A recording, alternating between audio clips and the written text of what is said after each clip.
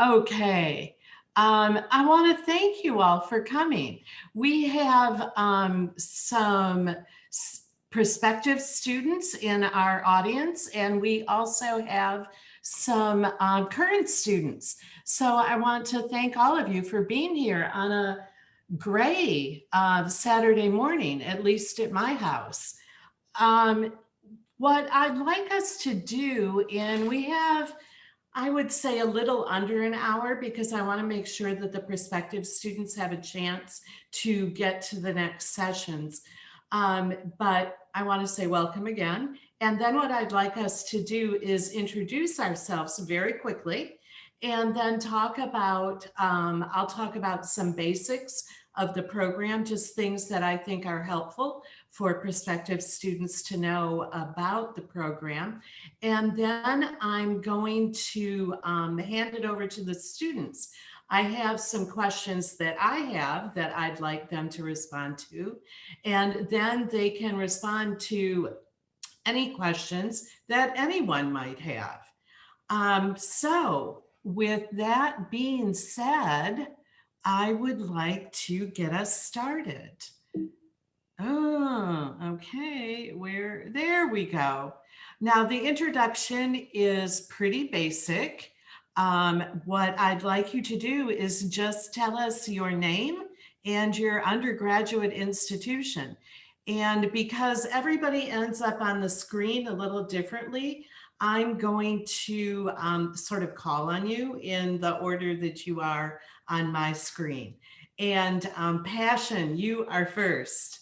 And you can also tell us you're a current student. Good morning. My name is Passion Lord.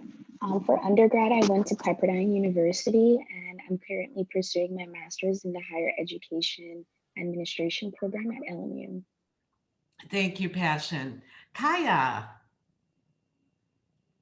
Good morning, everyone. My name is Kaya Fraser Humphrey.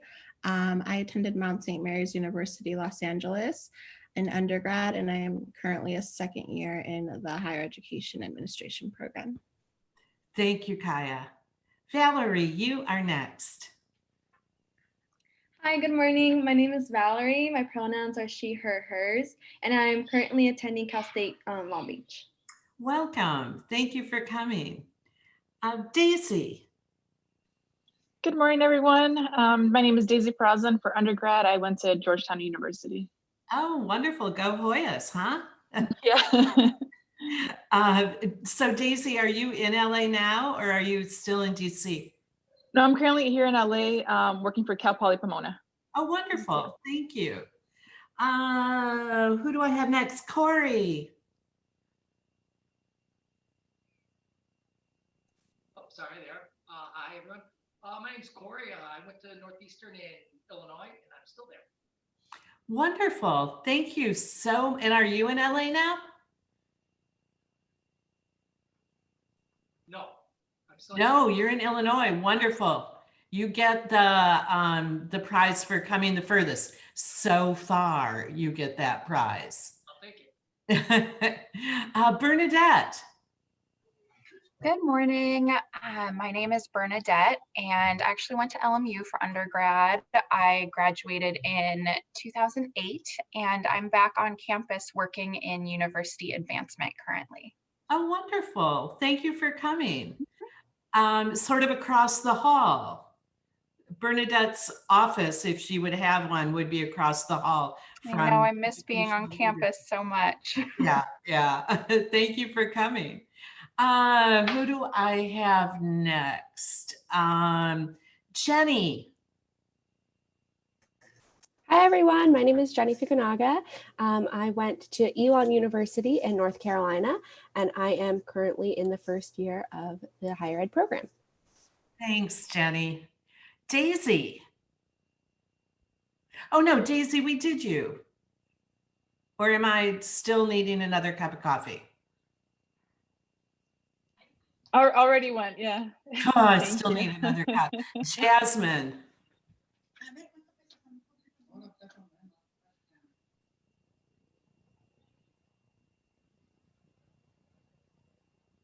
Dr. Stoddard, it looks like Jasmine dropped her introduction in the chat. In the chat? Oh, wonderful. Thank you, Jasmine. Thank you, Jenny, too. I'm only looking at one thing at a time. Thanks, Jasmine. And thank you for using the chat. Valerie. I went already. Oh my gosh. Okay. This is not, I'm doing like two things here and neither of them are serving me really well. Is there anyone that I missed? Phew. Okay, good. One of the things that the current students will have to do is to verify that I'm usually better on Zoom than I am this morning. We also teach in the evenings, which helps me out an awful lot. All right. So then let me talk to you a little bit more. Oh, let me introduce myself, okay? That would be a good one. My name is Beth Stoddard. My undergraduate institution was Western Michigan University. I also got my master's there in counseling and personnel with a student affairs emphasis, and worked as a higher ed administrator, and then went to Oregon State University and got my doctorate in college student services administration, and minored in counselor education and supervision, and also human development and family studies. I've been at LMU since before any of you were born, I bet. I've been here since 1988. I came as assistant dean for student housing, worked for quite a while in student affairs, and then moved over. When I left student affairs, I was assistant vice president for student affairs, left the student affairs side and came over to the academic side as associate dean for the School of Education, and worked, and now am teaching and directing in the higher ed program. And then sort of on the side, I teach in the counselor education program also. So that's sort of what I do and what I've done in a very small nutshell. But let me tell you more about the higher ed program. So there's just some foundational things that I want to make sure that everyone knows about the higher ed program. And one of the things is that we really believe in the higher ed program that successful higher education administrators understand all aspects of higher education. So you'll note, even by the title, that this is not solely a student affairs program. I think especially now in the environment that we're in, unless a leader understands how the university is put together, we're in trouble.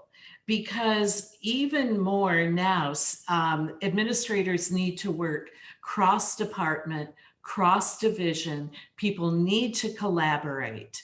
And we're seeing this more and more. So we do look at institutions as a whole. And we do look at functional areas within the institutions, but we believe that students need to understand the function, the governance, the organization of the entire institution. The other thing, and this is true in the School of Ed as a whole, that it's important for us to understand theory, to apply theory to practice, to reflect on that application of the theory to practice, and then go back and allow our practice to inform our theory.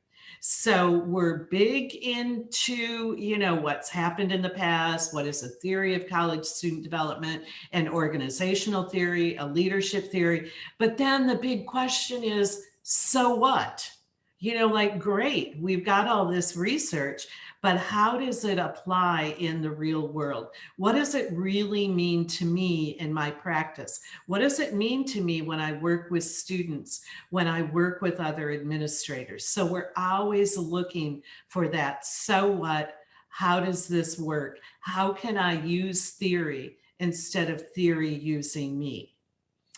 The other thing is, this is a Jesuit institution, Jesuit in Marymount, but they're all based on Ignatian pedagogy.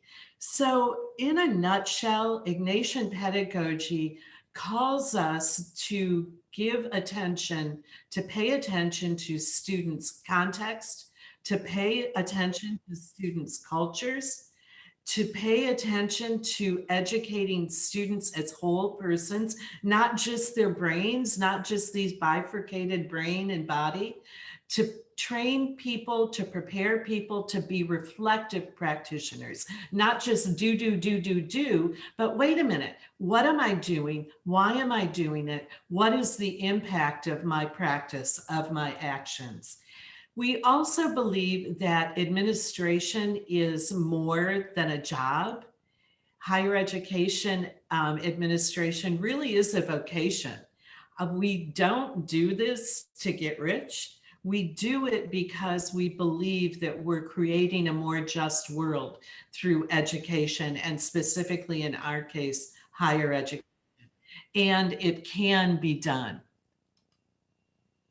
Got someone new. Hi, we're just going through here, so join along. A few more things that I want to make sure that you all know about. Oops. This program begins at a weird time for a very unweird reason. It begins the end of June, which is our LMU's second summer session. We do this so you can graduate in May. And that's very important to me that we get you out in May, because I want you to be able to start working, if you're not working, at the beginning of an academic year, which usually starts in the summer. So this, the next time we begin the program will be the week of June 28th. And the program is 31 units long. It takes you, little under 2 years to complete.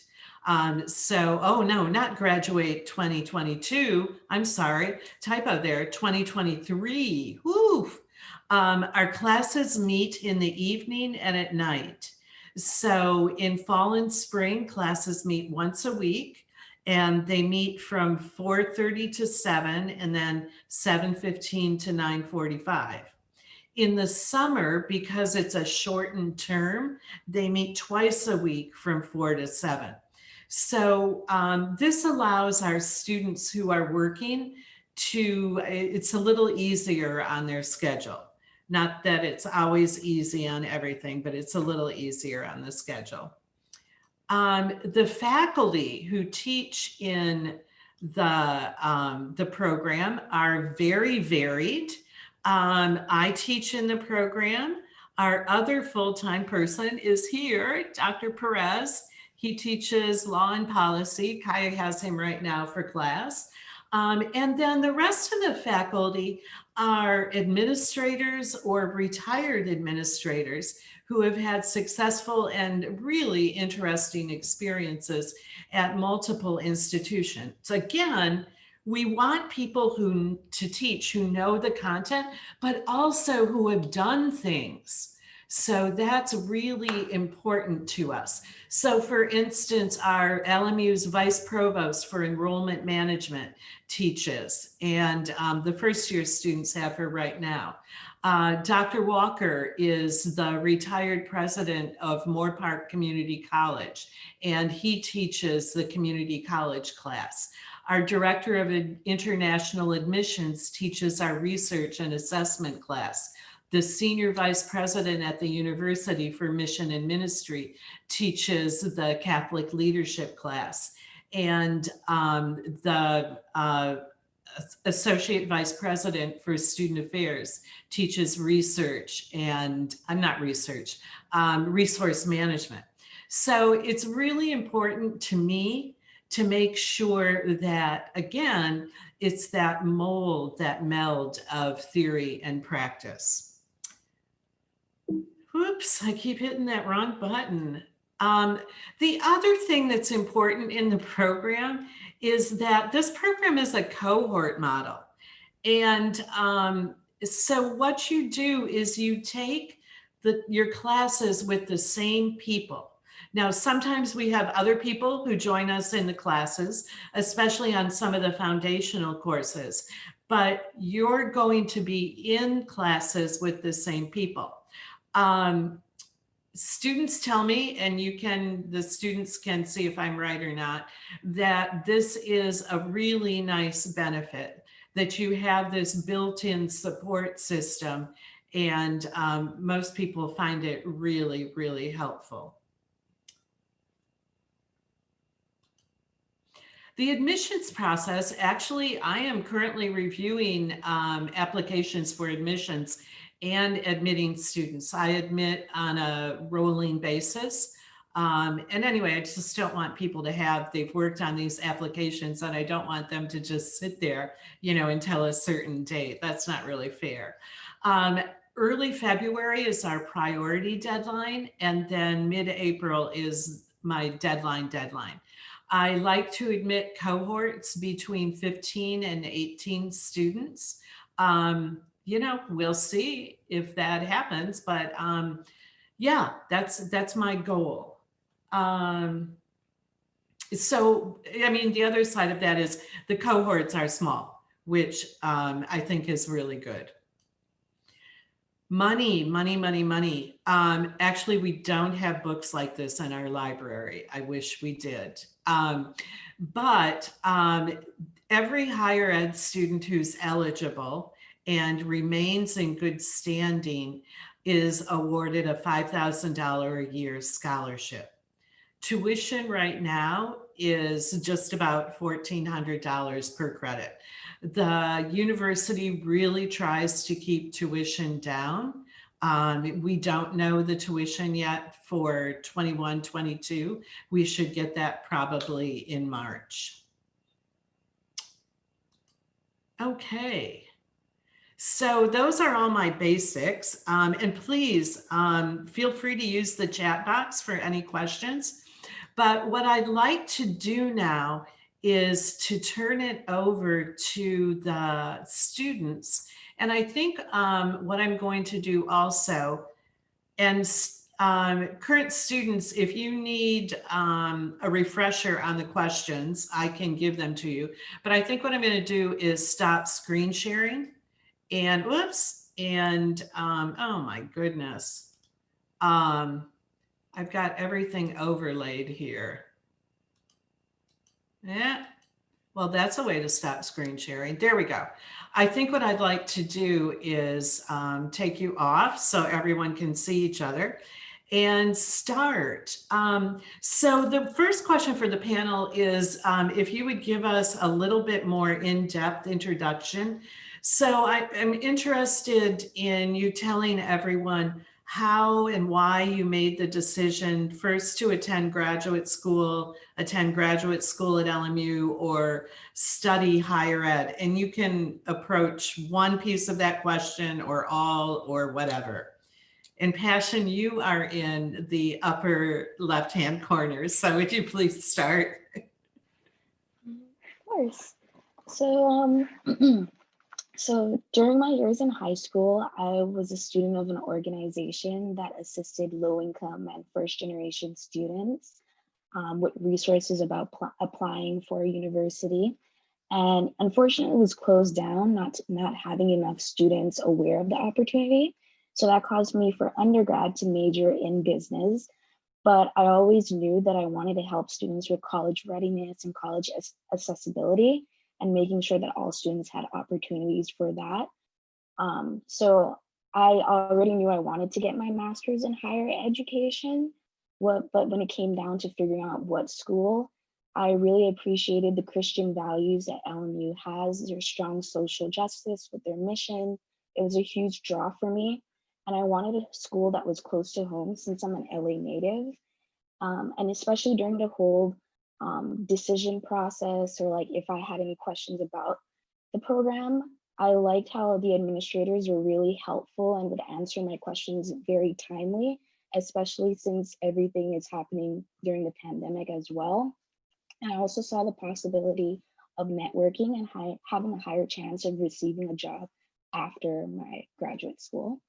So the second question is, how do you manage life as a graduate student? So I'm currently working as a GA for the Center for Teaching Excellence.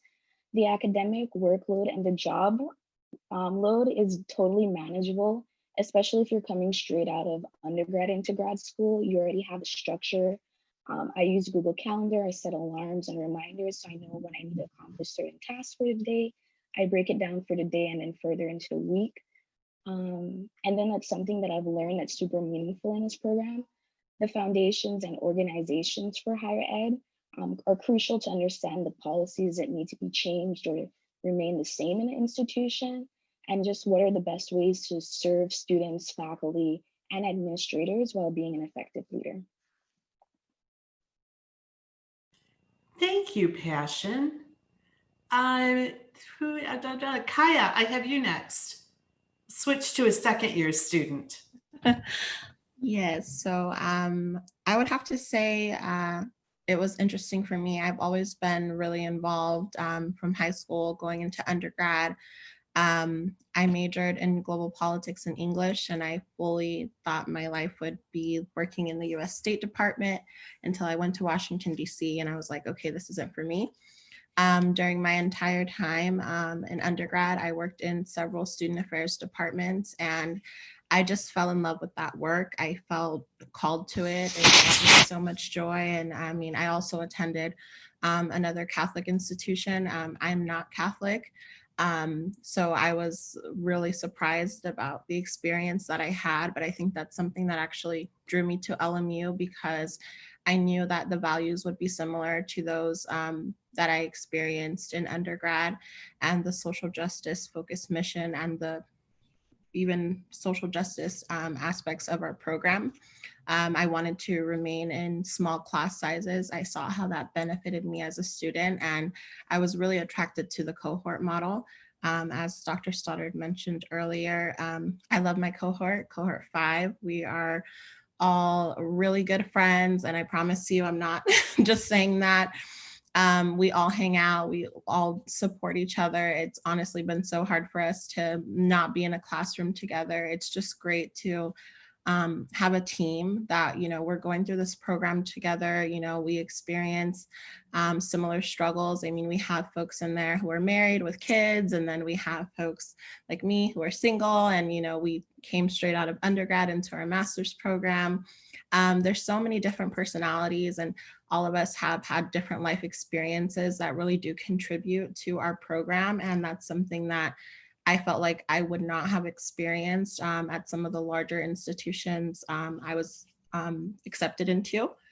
And I feel like that really makes the difference. That's part of the reason that I think LMU is the best choice for a program like this.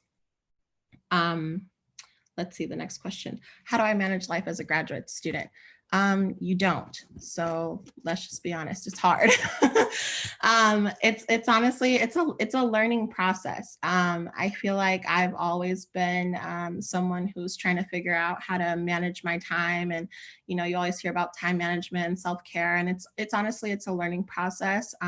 Dr. Stoddard has been really helpful with us in that learning process, especially with the self-care piece, because I feel like a lot of us are balancing a lot of different things in our life. I'm a graduate student in the EDLA department, as well as doing my fieldwork right now because I'm a second year student, and I'm back at my undergraduate university for that opportunity. And it is a lot of work, but I think just that dedication that you have and thinking about, you know, what your end goal is, that's something that, you know, I have to focus on when days are a little tougher than others. But I think it's a really different experience versus like your undergrad experience where you may be doing classes in other areas that you might not be as passionate about. I think with graduate school, everything is really focused into things that you do care about and things that you're learning about that just intrigue you. So I feel like it just makes it easier. But I'm definitely someone who loves my planner and my reminders, and you just really have to get in there and figure out what works for you. But, you know, things happen. So I think, you know, just being patient with yourself is the number one way you'll be able to manage those challenges. I feel like there's so many different things that have been meaningful to me in the program, but I think just having the experience with my professors who, like Dr. Stoddard said, are either actively working in these different areas or were working in them. It's been such a joy to learn from them. Dr. Walker, who teaches the community college class in the summer, I never thought I was really into teaching at a community college, but I've become really passionate about transfer students, and that's not something I really experienced in my undergraduate institution. So I feel like there's just different things to learn from everybody you come into contact with, whether it be the guest speakers we have, our professors, or our cohort members. There's just an opportunity for you to get involved and to learn new things from everyone you meet. So I think that's been the most meaningful part of my experience so far. Thanks, Kaya. Jenny. Okay, so I wasn't sure if higher ed was going to be my path when I was in undergrad. I majored in human service studies, but I was really involved all across campus. I had jobs in multiple student affairs offices, and I knew that I really loved working with students. But for a long time, I thought kind of nonprofit management was kind of going to be my path. And so I decided to kind of take a step back from the higher ed world. I decided, you know, maybe I just love being at Elon and I love working with Elon students. And this is a really special place that's close to my heart. So I'm going to jump into nonprofits for a little bit and then kind of reevaluate a couple years after. So that's what I did. I came home to the Los Angeles area and I work at the Richstone Family Center on their development team. And I kind of took some time to kind of see, is this really my path? Do I want to stay in nonprofits? And when it came down to it, what I really missed was that student interaction and that working with students. And I was really lucky that part of my job ended up being working with LMU students. So I actually was able to go to LMU's campus and I recruited their volunteer fairs and talked to some of their service learning classes. And that's kind of when I was exposed more to the LMU student life model. And I was like, I really like what they're doing here. I'm going to look in to see what graduate programs they have. And so finding out that they had a higher ed administration program was amazing. And so I ended up applying. And I think similar to Passion, I did want to kind of stay close to home. I was in North Carolina for my undergraduate years, and I was ready to be closer to home and to stick around this time around when I was going to school. So that was definitely a big plus. Let's see. How do I manage life as a graduate student? I am really lucky that I have two supervisors at my job that are extremely accommodating. I had a coworker a couple years back who started going to graduate school, and so they were kind of primed with how to work with someone who was about to go back to school, and they were they've been really flexible with me, and I actually cut back my hours. So instead of being a full-time employee, I work 30 hours a week, which has been kind of the perfect amount of time for me personally, so that I am still able to balance everything. I think and some of our cohort members have talked about this, it's actually been kind of beneficial to start in a virtual capacity because being at home, I think almost all of us in the program right now are, or at least in our cohort, are working from home. And so we kind of have the luxury of at 4:30 on Wednesdays, we just kind of turn off our work Zoom. We're able to hop onto school Zoom. It's a bit of a mental switch that we have to do, but there's no sitting in traffic, commuting to campus, finding parking and all of that. I think so easing our way into that. And obviously we're very much so looking forward to eventually being on campus, but not having to add that extra, for me, it would be like half an hour to get to campus at 4:30. It would be a tough transition. And so I think that has definitely helped with the work-life balance, throwing school in there. And I think it is just kind of reminding myself on weekends, like, okay, it's not just a totally free weekend. I still need to do my reading. I still need to do other things. But I definitely think the cohort model has helped balance it a ton. We have a group chat. And so it's like, hey guys, what's the reading? Or I have a question about this essay. Is anyone able to just like call me? So I, like a couple weeks ago, I was kind of freaking out about a paper, and it was like 8 or 9 o'clock at night. And I texted someone that I was in a group project with, and I said, hey, Erica, I really am confused as to what we're supposed to be doing right now. Can I call you? And it was like 9 o'clock at night. And she was like, yeah, sure, go ahead. We just chatted for half an hour and bounced ideas off of each other. And it was so awesome to know, like, oh yeah, she's also going through this exact same thing. She also kind of doesn't know what's going on, but we're able to work through it together, which I really appreciated. What is something that's meaningful?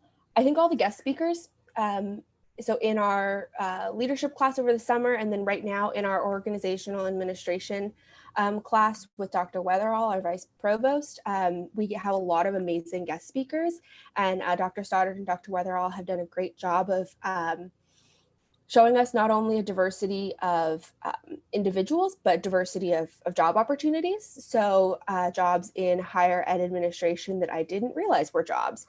This past week, we had 2 great individuals talking about community colleges and transfer programs. That's not something that's ever really been hugely on my radar. And so to hear them talk really in depth about how to create an effective partnership in that manner was really great. But also just talking to the guest speakers about how they manage personally in this field. Passion and I are in a cohort of all women. And so we have a lot of really great discussions with the female presenters about what it's like to be a woman in the field of higher ed. And they're able to talk quite candidly with us about what it's like to be balancing everything in their lives. Thank you, Jenny and Kaya and Passion. And there's a couple questions in chat. This one you all have sort of alluded to, but maybe you can also talk about some of the experiences of your cohort mates. Does anyone also have a full-time job? And if so, how is managing the workload?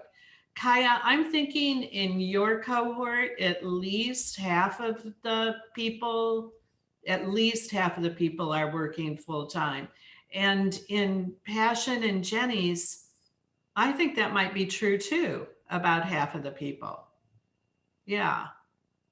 So, and some of you who aren't working full time, I think, and Kaya, I am pointing at you, are putting stuff together that might be even more than full time.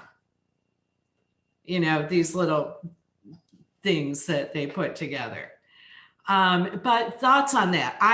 Most of our students, this isn't, at least half of our students throughout the entire program, the history of the program, have worked full time. So I'll take, yeah, Kaya, go ahead. So I can't totally speak to the experience of my cohort members, but it is true. I think it's exactly half of us work full time, but now that we all are second year students on top of their full time or part-time job, you know, we are doing our field work as well. And those arrangements can vary based off your placement. Mm-hmm. So right now I technically am working full time, just split between 2 positions basically. But I know a lot of my cohort members, they've just had to have discussions with their families to be able to support them. 2 of our cohort members both have small children. One of my cohort members, he actually had a baby last fall. So his baby's gonna be 1 year old soon. So, you know, just really having that support from your spouse, your family, your friends, you know, just those folks around you. You know, we kind of get into the swing of things back when we were on campus, you know, sometimes we were having dinner together in our break between class. You know, you're going to spend a lot of time with your cohort, obviously. So I think us just relying on each other also is really helpful. Most folks, and well, actually, I think everyone in my cohort for the most part, they all work at LMU. Besides some of us who are doing our field work at another institution. So I think that's kind of helpful because we really see each other during the week and are able to, it's weird, like, we have folks in financial aid and then, I'm in school of ed, like there's just different things going on that sometimes you get to collaborate outside. But I think having, I think maybe Jenny mentioned this, like having a supervisor who is not only aware that you're in graduate school, but also being supportive of that. I think those are really two different things, and just making sure that you have those conversations with your current supervisor to let them know that this is what you're doing. This is when class starts. One of my cohort members, she works at Loyola Law School.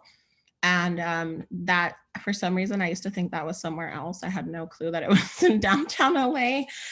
So she would have that commute. So obviously at least when we only have one class, one night a week during the fall and spring, she would be commuting from downtown LA. So just having that flexibility and her supervisor being like, okay, it's fine if you leave at 3 o'clock, to make sure, you have more than enough time to park and get through traffic, because that's just the reality of LA. So I think just if you're considering, obviously you're considering graduate school now, just, having those conversations with your supervisors to make sure that they know what the commitment could look like. I don't think, ever since I've heard those timeframes for classes, I don't think they've ever changed. So I'm sure that'll be the same for you all. So just giving them the idea that, hey, this would be my class time. This is what my commute may look like. Obviously right now we're still in a virtual setting, but things could change. But just making sure that you have that support from your work, your family, your friends. You'll definitely get through it. And just knowing that, if you are having a difficult time, Dr. Stoddard is always there to assist us. And, your cohort is always going to have your back as well. Like sometimes we just need days to vent to one another, and that's just what we do. Sometimes that's what you need to get through it. You just need to complain a little bit, and then, we keep it pushing and we get it done. Thank you, Kaya. I just want to make one comment. Every once in a while, because I usually teach the 7 to 10 classes, and every once in a while, I'm just like, why do we have this late class?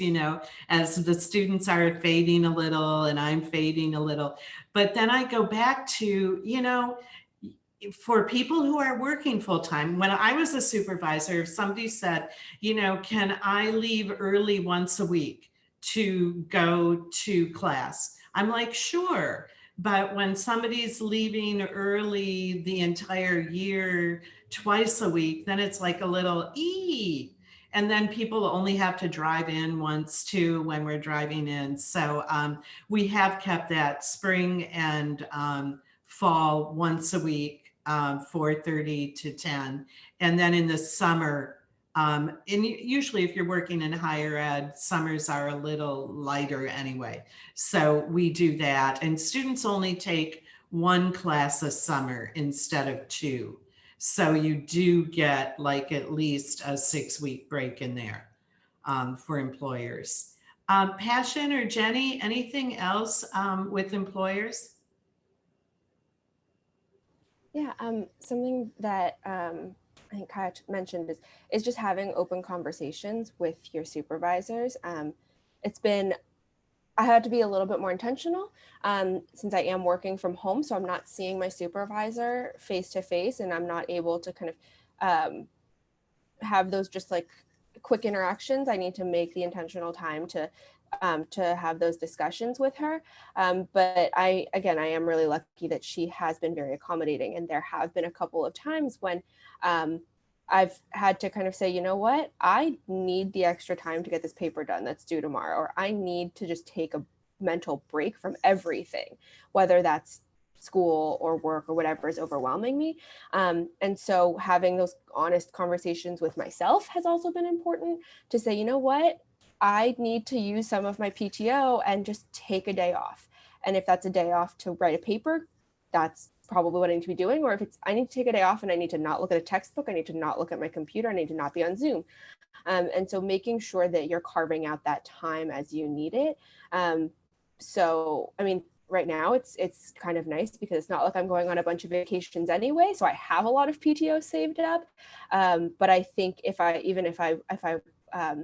was going places, I probably would save some of my time specifically for these like times when I have a little bit extra school going on. And again, I'm being able to have those conversations with my supervisor to say, hey, you know, I just need some extra school time this week, has been really great.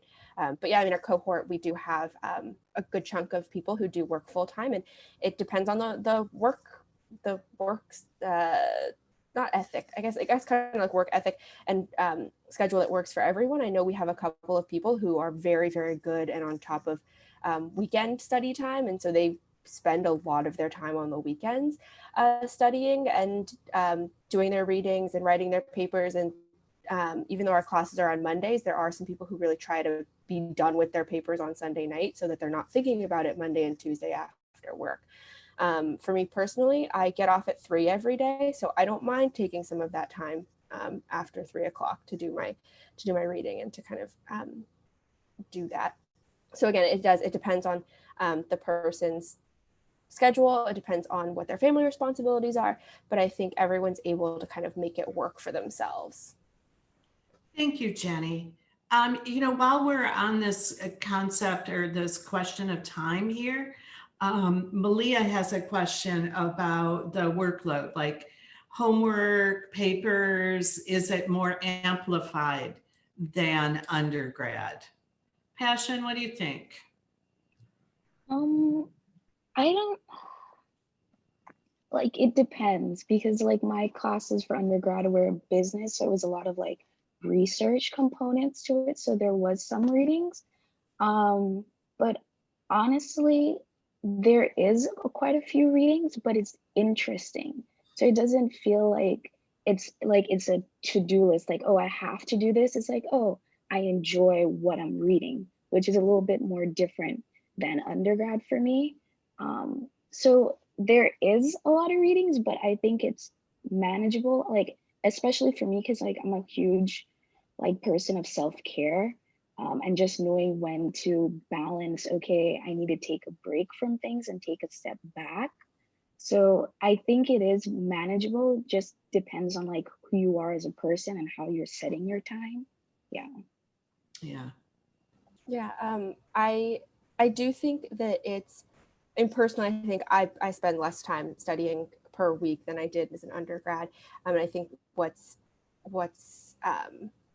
great is that when you start the program over the summer, you are just taking one class. So you're only focusing on kind of keeping your brain space in that one subject and that one topic. And then you go to 2 classes and you're never going over 2 classes, which is really helpful. I kind of have the undergraduate perspective across the hall. My sister is a freshman right now doing classes. And so I do see that she definitely studies way more than I do. But she also is balancing 4 or 5 classes. And so it is kind of more of a juggling act for her to say, okay, I have this class on Thursday and Wednesday, and okay, what do I need to be doing? And so there's less of that. Like because class is only on one night a week, you just kind of have a little bit more refined structure, which I think is really helpful. But I think what Passion's saying is it's more interesting because you're obviously choosing to be in this program, and it's something that you have a deeper passion for than probably some of those random GE classes you were taking as an undergrad. So I think when things do get overwhelming, sometimes I have to stop and say, okay, but you're so into what you're doing right now. I know like when I'm writing papers and stuff, I'm like, well, I could probably write 10 more pages about this, but I don't need to. Like, it's something that I'm really interested in. I'm really excited about it, but I don't need to be going as deep of a dive as I don't need to be reading like 10 more journal articles right now. That's not necessary. And so I almost think sometimes you have to like walk yourself back a little bit because when things do get interesting, that's when you start to overwhelm yourself. Those are the rabbit holes. We call those rabbit holes. You start studying something or you find out some random bit of information, and then it's like 45 minutes later.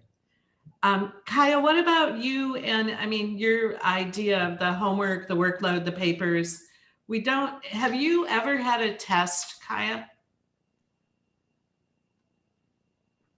What are tests? No. Yeah. No. Yeah.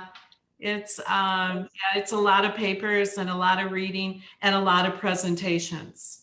Yes, lots of presentations, lots of reading. But like Jenny and Passion were saying, it's really it's up to you, you know, to make sure you manage your time because we only have class either 1 or 2 nights a week, depending on the semester. You really do have a lot of time. So sometimes it may look like, oh, this may be really daunting, but it's not like, oh, in 2 days or the next day I need to have this done. So it's like, oh, I can read, you know, a couple pages today, a couple tomorrow. I really love to read, but I was an English minor, so don't take my word for that. So it doesn't really bother me. The presentations are great. I'm usually someone who doesn't like group work, but I feel like this is the first time I've ever been okay with it. At first, I was like, oh my God, like, you know, doing group work in undergrad is very different from doing group work in graduate school. We mostly do a lot of like group presenting. And that's actually really fun. And like I said, these are other people who are also dedicated, you know, to the work that we're doing, to our program. It's not like, you know, oh my God, I'm going to have that one slacker. At least that's not been my experience. So don't worry about things like that. Where you're like, okay, like I'm ready to do this. And, you know, I've done my part and these folks haven't. I've never had that experience thus far. And I don't think I would. But yeah, no tests, no exams. I think just because of the nature of the program and the work that we're doing, you know, this isn't something that, you know, any of our professors want us to like regurgitate back to them or prove that we've memorized. They know that we've learned it based off of, you know, the papers we write, our presentations.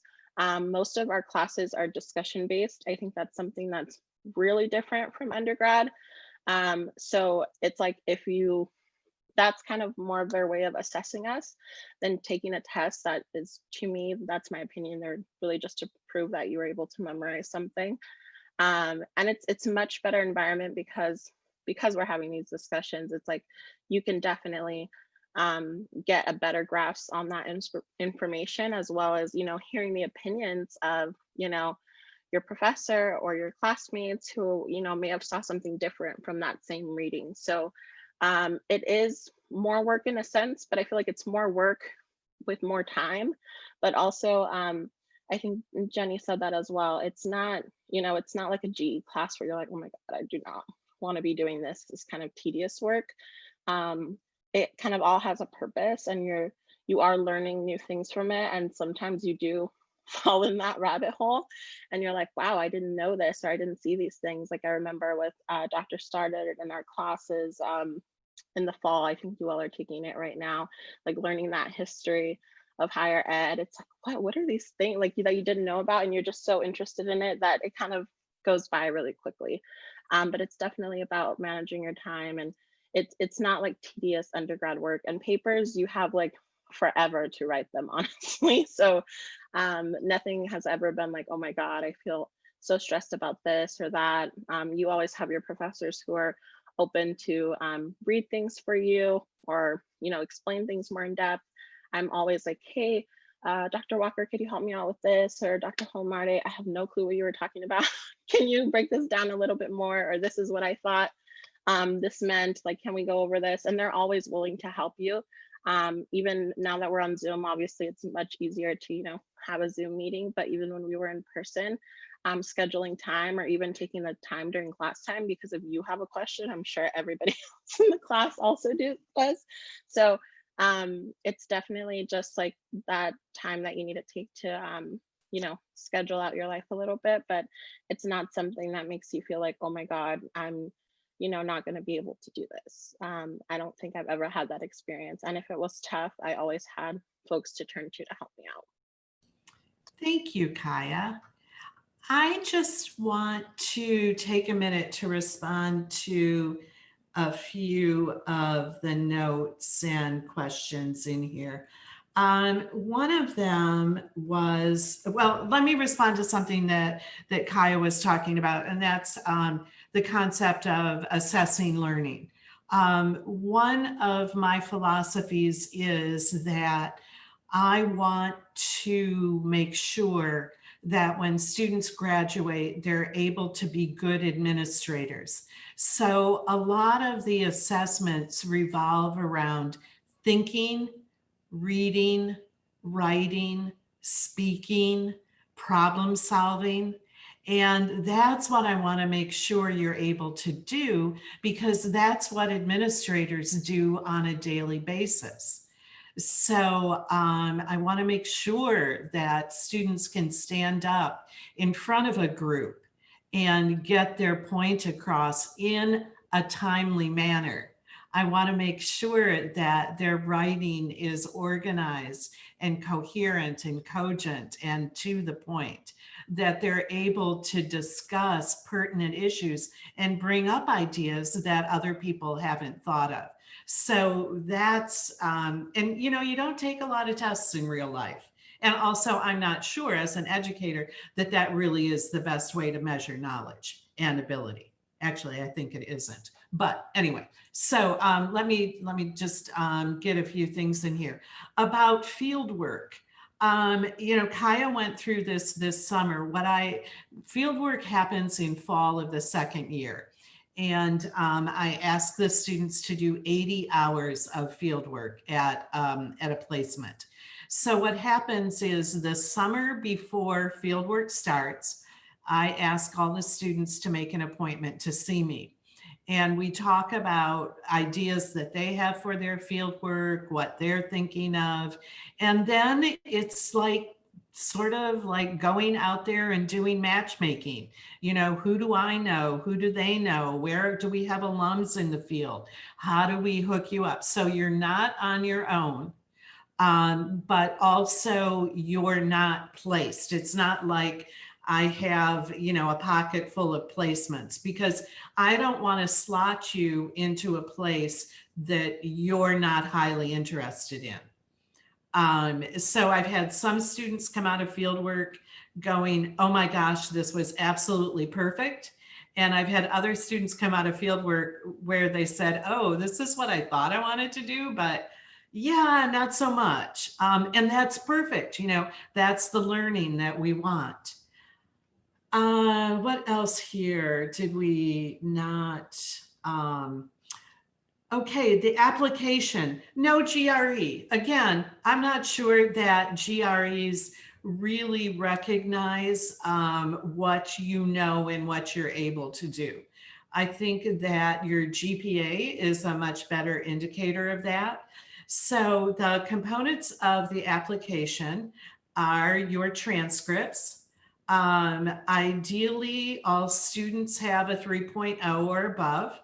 However, I also have have had some fabulous students who did not have that 3.0 because of some life issues that came along and disrupted their studies.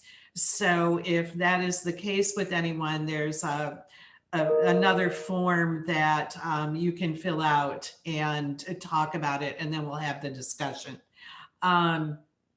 So there's a personal statement. There are letters of recommendation. I would recommend that one come from a faculty member about your ability to complete graduate studies, and another come from someone that would be a good recommender, who knows you well, who has worked with you, or could be another faculty member. And then transcripts. Did I say transcripts?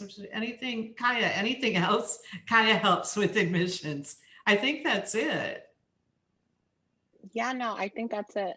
Yeah. The interview, but that's, Yeah. I mean. So, yeah. So then what happens is I review that information. Actually, our School of Ed admissions administrators do that too. They send the application to me when it's together. I review it. If minimum qualifications are met, then we interview. And then I make a recommendation on admissions to our associate dean in the School of Ed, and she is the final blesser of the admissions. So I think that the interview is very important. I think it's important for you all to have time with me and ask me questions about the program. I also think it's important for me to have time with you. I mean, we want to make sure above all that this is a good fit, that this is a program that will benefit you. And also this is a program that you can contribute to. Because as the students have said, you're a student, but you're an active student. You're an active contributor. You are a part of a cohort. And the program is no good without student involvement and contribution. It's so important. So fieldwork, does the 8 hours need to be included? You know,